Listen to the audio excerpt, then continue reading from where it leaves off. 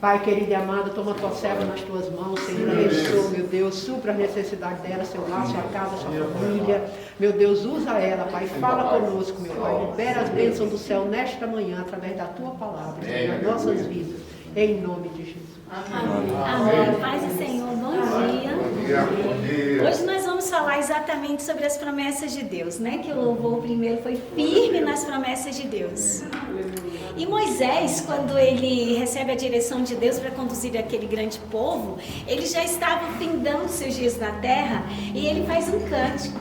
E o cântico dele tem exatamente uma frase que diz assim: Ele é a rocha cuja obra é perfeita.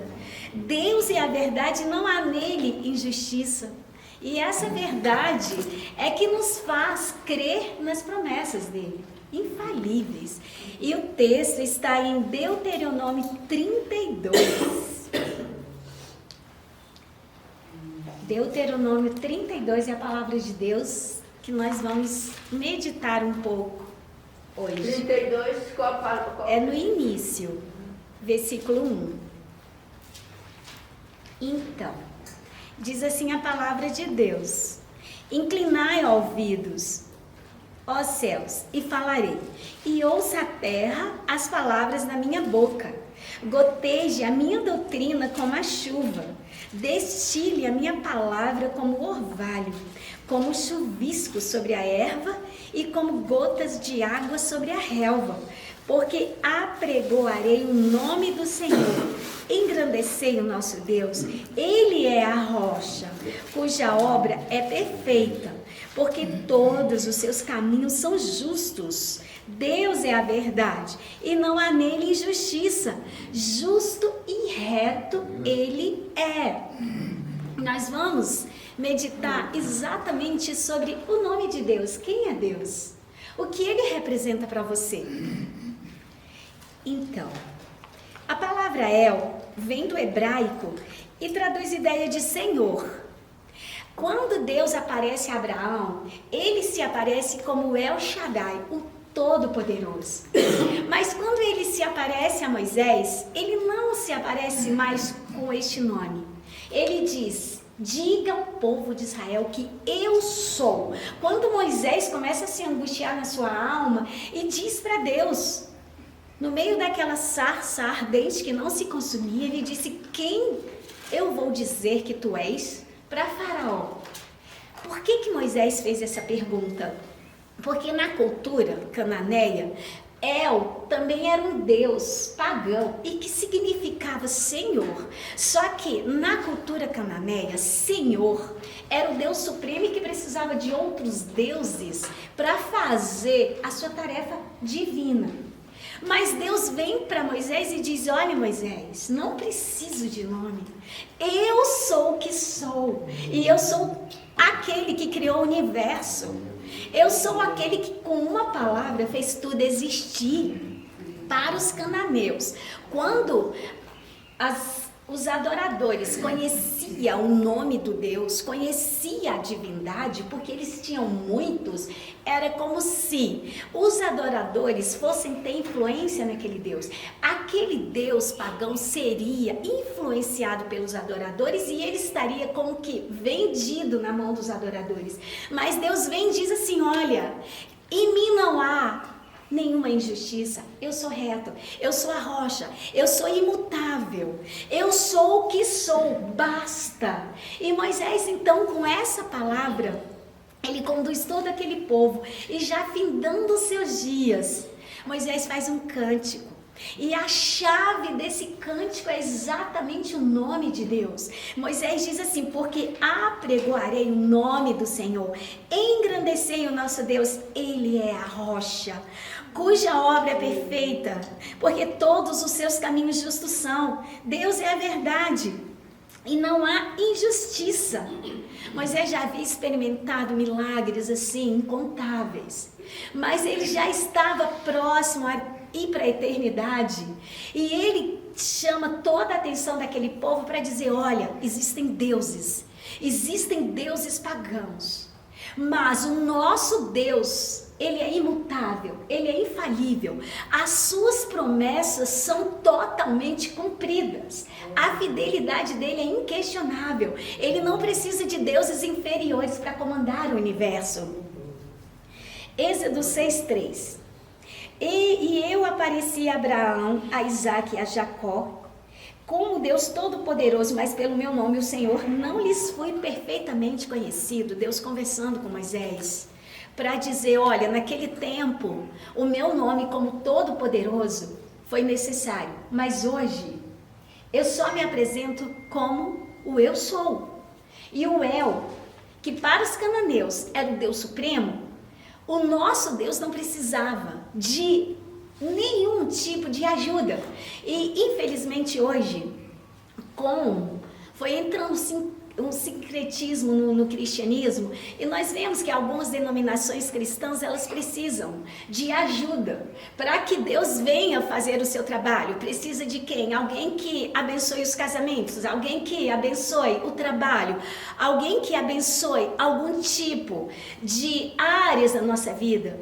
Mas infelizmente essa denominação cristã que precisa de outros ajudadores, eles ainda não entenderam o que está em Deuteronômio 32, que relata Deus como Criador, o Elohim, o Yahvé, o El Shaddai, o Todo-Poderoso. Ele não precisa de ajudantes. Ele é um Deus só, subsistindo em 3 pessoas, Pai, Filho e Espírito Santo. Um só Deus, operando em 3 pessoas, cada um interligados nele. Quando Jesus estava aqui na terra, ele disse, eu sou um com o Pai. E isso tem prejudicado a terra, porque a idolatria, ela abre uma brecha para todo tipo de destruições que existem na terra. A palavra hebraica que traduz ideia de Senhor. Se revelou em poder e entrou em aliança com seu povo. El foi usado pelos israelitas para denotar visão ou poder sobrenatural. Mas, quando Moisés conversa com o povo e apresenta o Deus dele, ele deixa claro que aqueles que não quebrassem a aliança estariam sendo aqueles que iriam experimentar o objetivo final da graça divina. Lá no Gênesis, no relato, quando Deus fala para Adão que o descendente da mulher esmagaria a cabeça da serpente, ali ele entra em aliança com o seu povo. E ele firma essa aliança de uma maneira mais contundente quando ele chama Abraão. Mas nem todos seriam incluídos nessa aliança. A ideia de Deus era que todos seriam. Mas aqueles que reconhecessem o descendente da mulher, sim, iriam experimentar o objetivo final da inclusão dessa graça divina. E isso está em João 1,12, que diz assim: mas a todos quanto receberam, deu-lhes o direito de serem chamados filhos de Deus, de serem feitos filhos de Deus, aos que crerem no seu nome. O nome de Deus, ele tem poder. E esse nome, esse poder, ele foi transferido para Jesus. Hebreus diz que Deus falou com o seu povo por meio de profetas em diversas épocas. Hoje, ele fala por meio de Jesus, a quem constituiu sobre todas as coisas, porque nele habita toda a divindade. Êxodo 6,6 diz assim: portanto, diz aos filhos de Israel, eu sou o Senhor, e vos tirarei de debaixo das cargas dos egípcios. Eu vos livrarei da servidão e vos resgatarei com braço estendido e com grandes juízos. Esse Senhor é aquele que não pede, é aquele que ordena. E nós, como servos dele, não temos que questionar os seus mandamentos e as suas ordens. Temos que cumprir. Porque o Senhor é aquele que dá ordens. El Shaddai, fiel, forte, imutável e sustentável, conduziu a família da aliança de lugar em lugar até chegar à terra prometida. E Deus, neste momento, com Moisés, ele não estava preocupado ainda com ritos de adoração. Quando ele chama Abraão e diz, ser perfeito e anda na minha presença, Deus estava simplesmente dizendo a Abraão, para que você tenha todos esses benefícios do meu nome, que é o Todo-Poderoso, é necessário a perfeição, buscá-lo. É necessário que você seja perfeito e ande na minha presença. E Deus diz para mim e para você hoje, nós devemos sim buscar a perfeição a todo dia, a toda hora, a todo segundo. Jesus diz para os discípulos, sede perfeitos, como perfeito é o nosso Pai. Essa perfeição, ela não é imediata. Ela é como a vereda do justo, que ela vai brilhando até ser dia perfeito. Ela é como um espelho, que Paulo diz, que nós vamos nos transformando na imagem de Deus, como por espelho, a cada dia. E quando chegarmos à estatura do varão perfeito, aí sim, encontraremos com Cristo. Enquanto estivermos nessa jornada, nessa caminhada, nós vamos buscando essa perfeição, como Deus falou para Abraão. Mas quando o povo chega no deserto, Deus então passa ritos de adoração. Deus chega para Moisés e fala, faça um tabernáculo, faça isso, tem que ter o átrio, tem que ter o santíssimo lugar, tem que ter o santo lugar.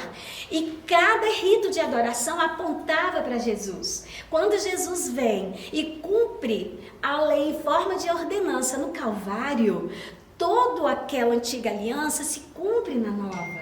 E hoje, o que Deus requer de mim e de você é que cumpramos essa lei, amando ao próximo e amando a Ele sobre todas as coisas, porque toda essa lei se cumpre em amar a Deus sobre todas as coisas e ao próximo como a si mesmo. Em Gênesis 33:20, Jacó levantou um altar e chamou-lhe Deus, o Deus de Israel.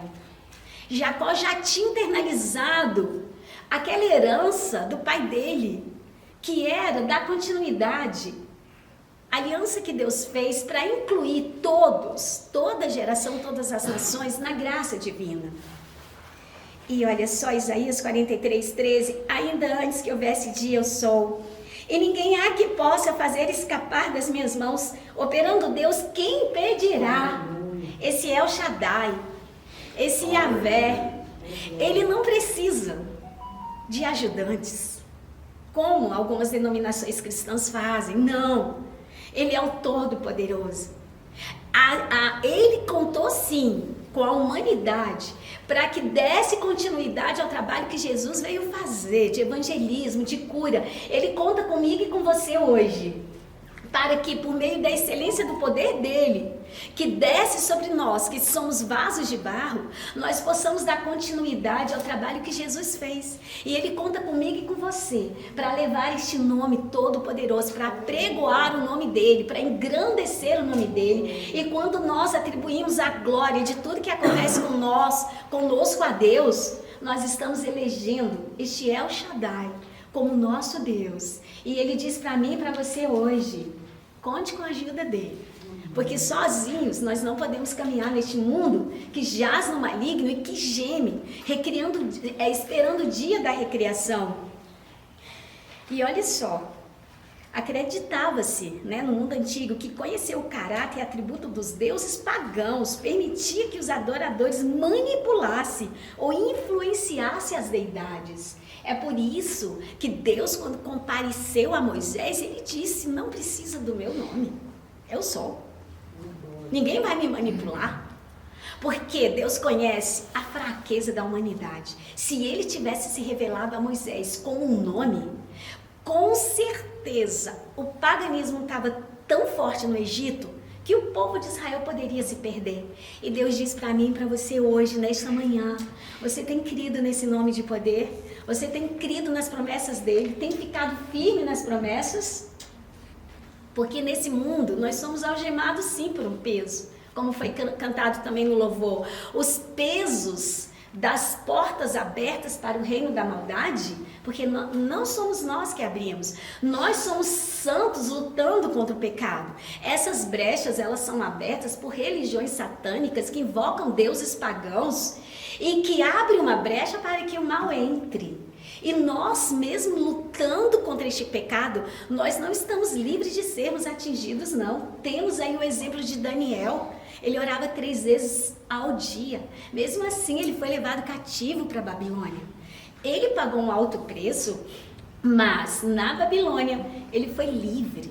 Sofreu, porque Jesus disse: no mundo passai por aflições, mas o sofrimento dele teve a esperança do El Shaddai, que o livrava mesmo na cova dos leões.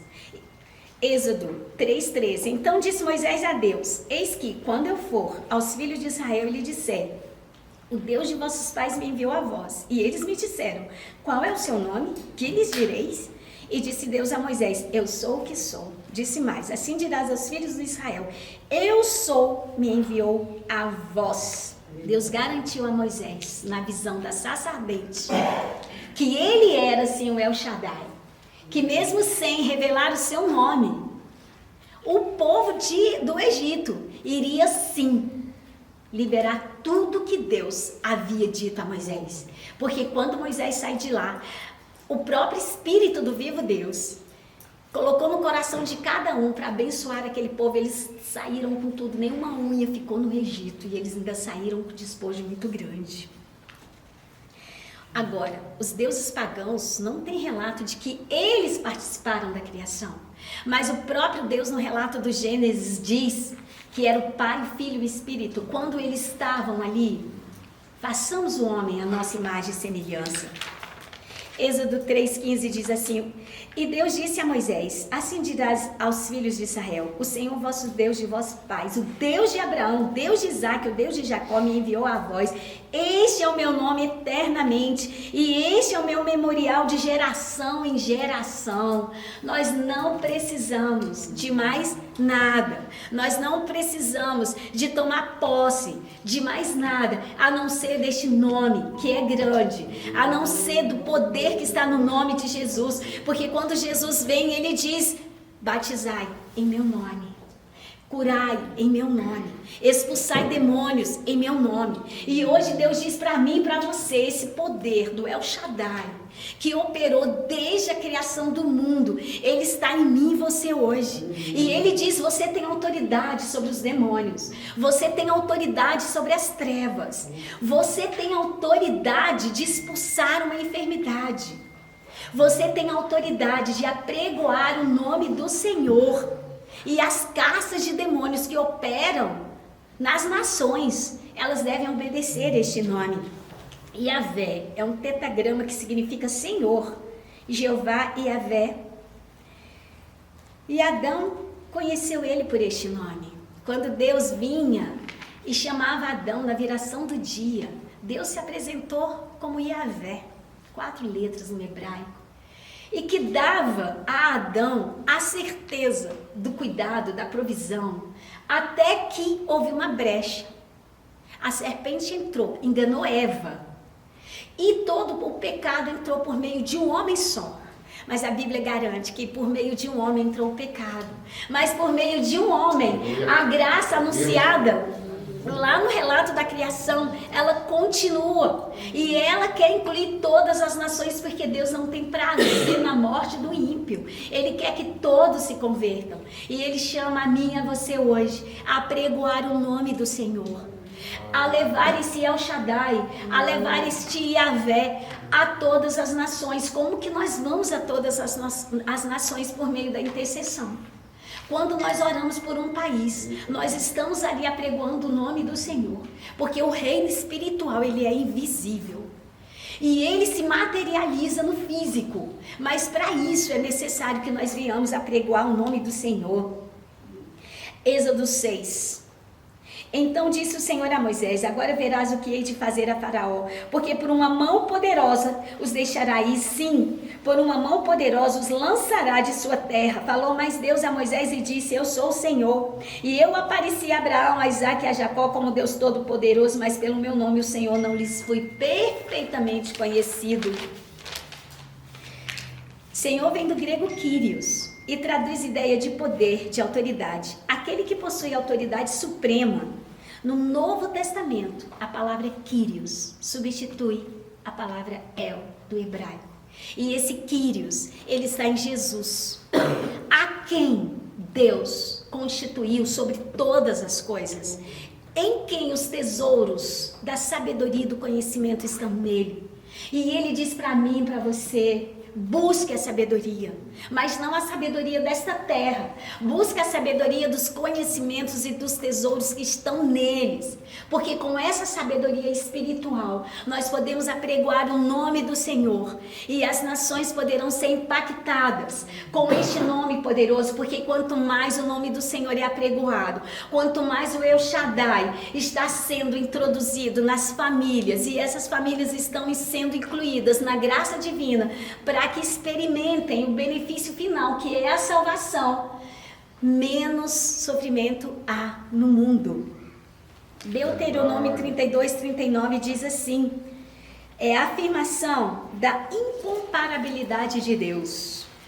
Veja agora que eu sou, e mais nenhum Deus há além de mim. Eu mato e eu faço viver, eu firo e eu saro, e ninguém há que escape das minhas mãos.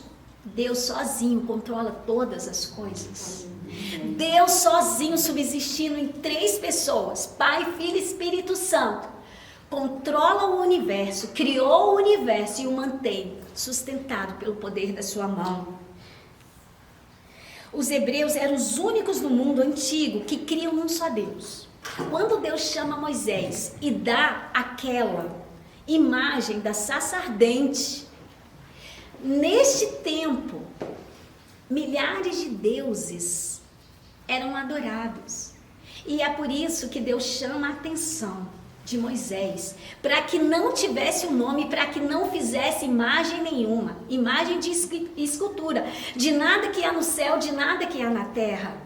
É por isso que é muito fácil nas guerras espirituais demônios serem entrados por meio de simbolismos. Quantas vezes anjinhos de cristal, quantas vezes imagem do que há na terra ou debaixo da terra existem na nossa casa e nós colocamos e achamos que é bonito, que não tem problema. Tem problema. É por isso que Deus foi muito severo. Não faça imagem de nada do que há no céu e do que há na terra. Deus não precisa ser representado por nada. O poder dele vem sobre nós. Atos proféticos, sim. Se Deus orientar um ato profético, podemos fazer sim, mas ter objetos em casa representativos daquilo que está no céu ou debaixo da terra, daquilo que Deus proibiu, é uma porta aberta. Eu tenho um caso de uma amiga minha que ela tinha um gatinho que ganhou do ex-marido de cristal. E ela, como gosta de gatos, ela tinha esse gato. E muitas coisas acontecendo na casa dela, muitas. E ela era nova convertida, colega de trabalho. E ela então comentou isso. E nós fomos na casa dela fazendo uma oração. E a primeira coisa que a missionária que estava comigo foi bater com o olho no gato e disse: o que é isso? E ela falou. Aí ele comprou numa loja mística, é um gatinho, tal e tal. E a missionária disse: vamos levar para queimar e vamos ver se tem outros objetos. E tinham outros objetos, cristais, tinham muitas coisas.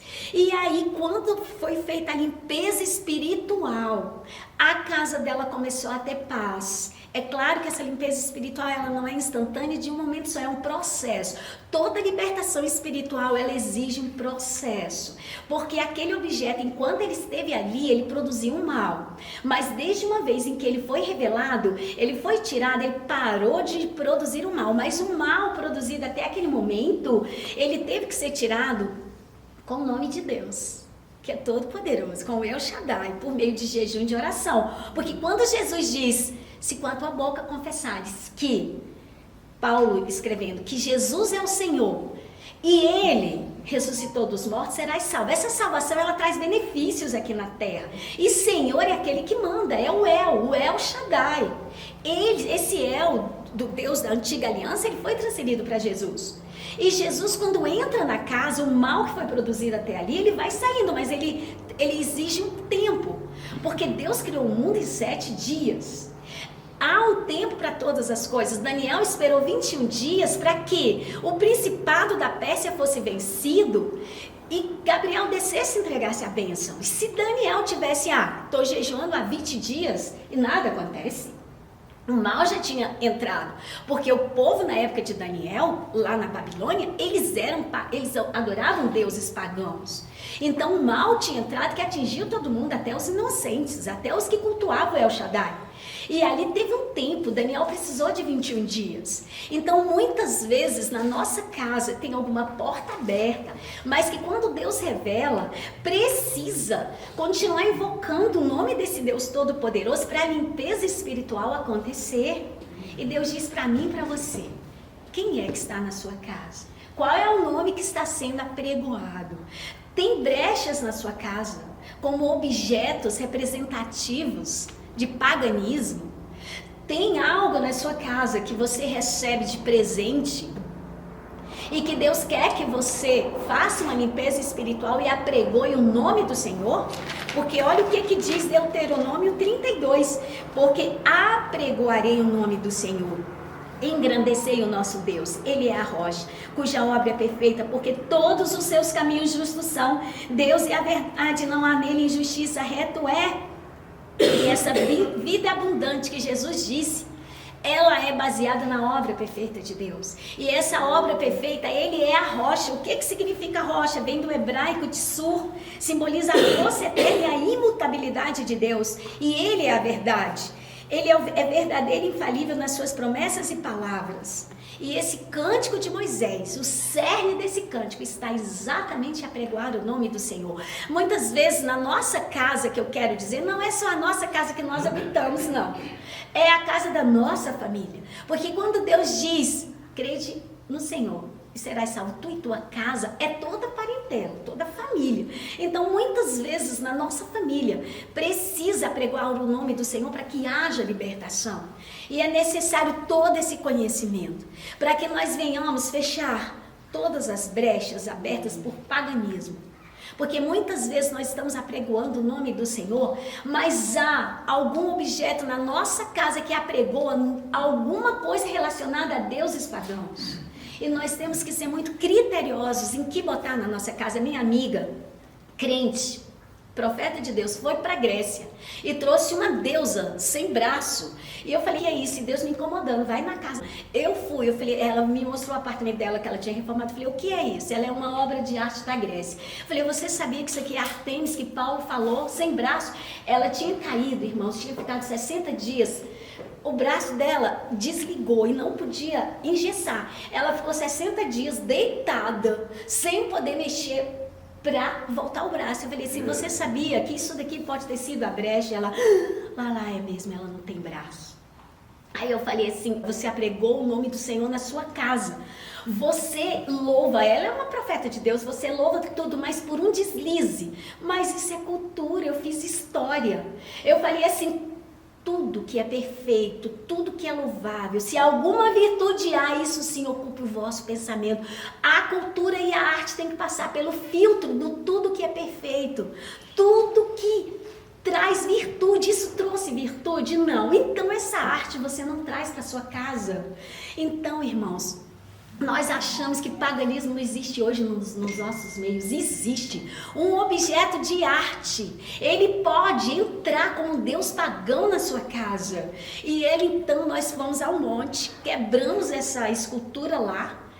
E ela foi melhorando a cada dia, porque ela já estava andando, mas ela não podia nem fazer assim, porque era um processo de fisioterapia. Ela ficou 60 dias, irmãos, por uma arte, por um paganismo que entrou. O Deus, o nosso Deus, Ele é espírito. Importa que o adoremos em espírito e em verdade, mas muitas vezes nós, por falta de conhecimento, perecemos. Oséias diz, meu povo perece por falta de conhecimento. A arte não pode estar acima do nosso Deus. Nada, nenhum objeto, nenhuma imagem que representa o paganismo pode tomar o lugar do nome de Deus. Amém? Essa é a palavra que eu tenho para hoje.